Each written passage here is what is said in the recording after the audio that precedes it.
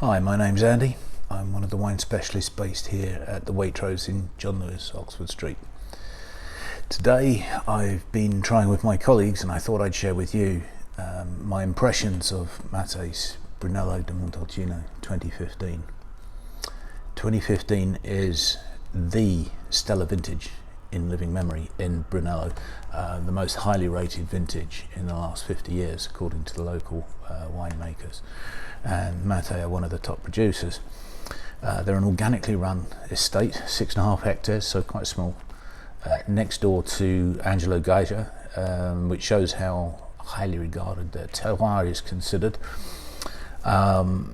Top marks from all of the major wine critics, including James Suckling. In fact, if you want to watch a much better video on this wine, on tasting this wine, log on to jamessuckling.com. He's got a great review of this wine on there. Titles at 2015, a fairy tale vintage. It was that good.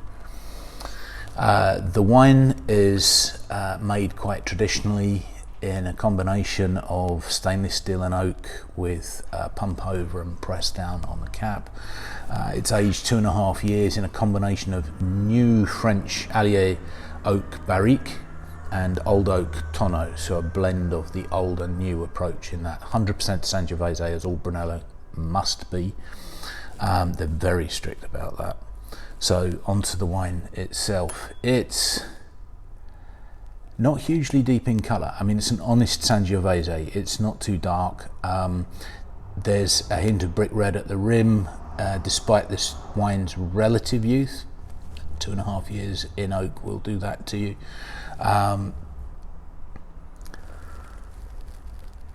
It's a wonderfully expressive nose. We got into a bit of an argument as a team about this. We all agreed it was black cherry. That was the first fruit character that leapt out at us. But what sort of black cherry? So we took some fresh black cherries, crushed them up, put them in a glass. Yes, up to a point. It's more powerful impression if you eat the cherries. But what we discovered was that our deep dark black cherry extra fruity preserve under our own Waitrose label was that's the cherry character that we get in this wine. Great fun if you want to experiment with that at home. You can play around with different flavours. There are other characters that we pick up in this wine that you may want to experiment with, but that lovely cherry note. There's also a hint of plum, licorice. The oak comes across as toasted almonds. There's a savoury vegetal forest floor sort of character, and cedarwood.